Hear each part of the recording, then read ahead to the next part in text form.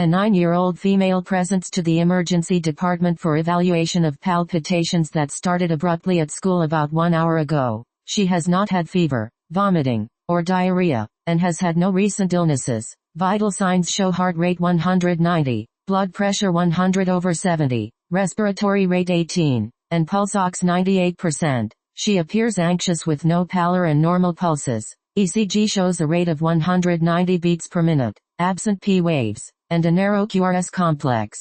There is no change following Valsalva maneuver or blowing into an occluded straw. Which of the following is the most appropriate next step? Option A, adenosine administration. Option B, alternative vagal maneuver. Option C, amiodarone administration. Option D, propranolol administration. Option E, synchronized cardioversion. Take 10 seconds. Narrow QRS tachycardia at 190 beats per minute with absent P waves and abrupt onset. This is supraventricular tachycardia. The patient is hemodynamically stable with normal blood pressure and pulses. 2 vagal maneuvers have already failed. What is the drug of choice for stable SVT in a child?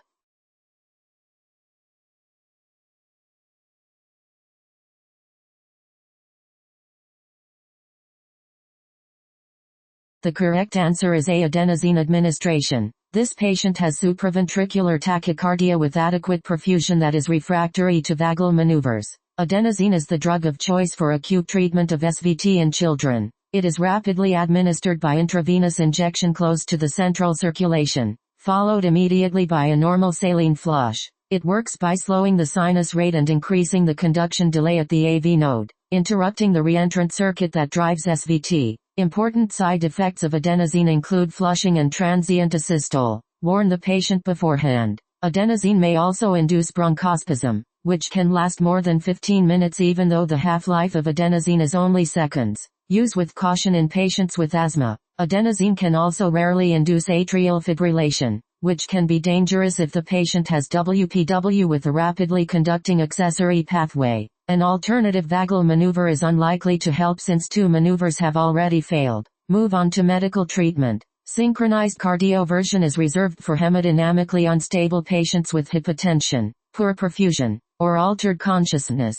This patient is stable. Amiodarone is reserved for SVT refractory to adenosine and second-line agents, due to its potentially severe side effects including cardiovascular collapse. Key testing point.